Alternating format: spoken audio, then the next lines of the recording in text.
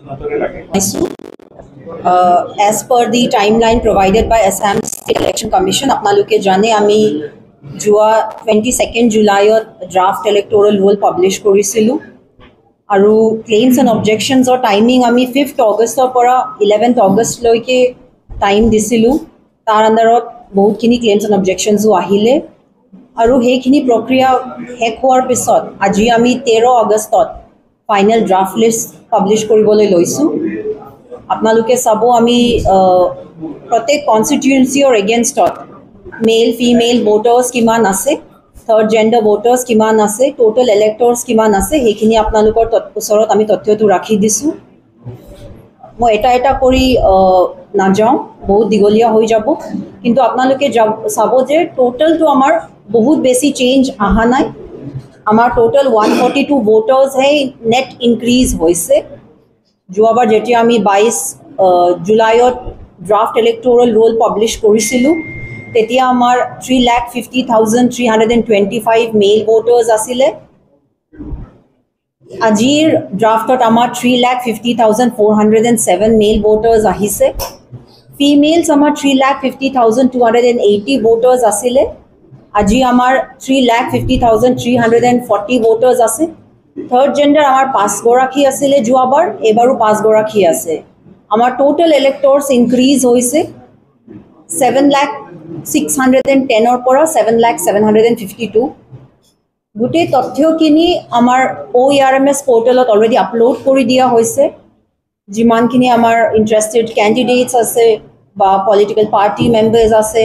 বা আমাৰ মিডিয়া বন্ধুসকল আছে তেখেতসকলে ফাইনেল ইলেক্ট'ৰেল ৰোলটো OERMS পৰ্টেলৰ পৰা ডাউনলোড কৰিব পাৰিব প্ৰিণ্ট আউট কৰিব পাৰিব আৰু যিমানখিনি আমাৰ চিটিজেনছ আছে তেখেতসকলে OERMS পৰ্টেলৰ পৰা নিজৰ চিটিজেনছ কৰ্নাৰৰ পৰা নিজৰ ডিটেইলছখিনি চেক কৰিব পাৰিব যিমানখিনি আমাৰ আপোনালোকে জানে আমি ড্ৰাফট ইলেক্ট'ৰেল ৰোল প্ৰিপেয়াৰ কৰাৰ সময়তে বা ফাইনেল ইলেক্ট'ৰেল ৰোল আজি আমি যে পাব্লিছ কৰিছিলোঁ আমি লাষ্ট কোৱালিফাইং ডেট 1st জানুৱাৰী 2025 ধৰিছিলোঁ কিন্তু বহুতখিনি এনেকৈ ল'ৰা ছোৱালী হ'ব পাৰে যিসকলে 1st জানুৱাৰী 2025ৰ পিছত 18 বছৰ হৈছে চ' সেইখিনি ল'ৰা ছোৱালীসকলৰ নামখিনি আপোনালোকে আমাক নমিনেশ্যন ডেটলৈকে ছাপ্লিমেণ্টাৰী লিষ্টত ইনক্লুড কৰি আপোনালোকে দিব পাৰে তেখেতসকলক আমি ছাপ্লিমেণ্টাৰী লিষ্টত ইনক্লুড কৰাই দিম আৰু এজ পাৰ টাইম লাইন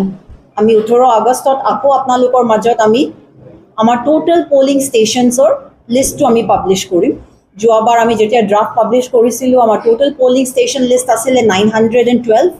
আজি আমি 913 পলিং ষ্টেচন ধৰিছোঁ 18th আগষ্টত আমি আপোনালোকৰ মাজত আমাৰ যিমানখিনি পলিং ষ্টেচনছ আছে আৰু অক্সিলাৰী পলিং ষ্টেচনছ হ'ব সেইখিনি লিষ্ট আমি আপোনালোকৰ গোটেই তথ্যটো কম্বাইন কৰি কলেক্ট কৰি আপোনালোকৰ মাজত আমি ৰাখিম মই আশা ৰাখিছোঁ যে আমাৰ যিমানখিনি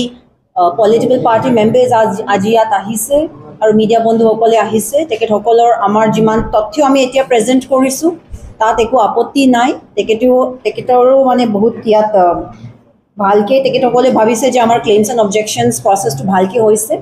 আৰু মই তেখেতসকলকো ধন্যবাদ দিব বিচাৰিছোঁ আমাৰ পলিটিকেল মেম্বাৰ্ছসকলকো যে বহুত ভালকৈ আমাৰ ক্লেইমছ এণ্ড অবজেকশ্যনছ বহুত স্মুথলি হৈছে যাৰ কাৰণে আমি আজি বহুত ভালকৈ উইথ ফুল কনফিডেন্স আমি ফাইনেল ইলেক্ট'ৰেল ৰোলটো পাব্লিছ কৰিবলৈ পাৰিছোঁ তাৰ বাবে মই সকলোকে ধন্যবাদ দিবলৈ বিচাৰিছোঁ আৰু আশা ৰাখিছোঁ যে এনেকৈয়ে আমাৰ লগত ভালকৈ কাম কৰি থাকিব সহায় সহযোগিতা কৰি থাকিব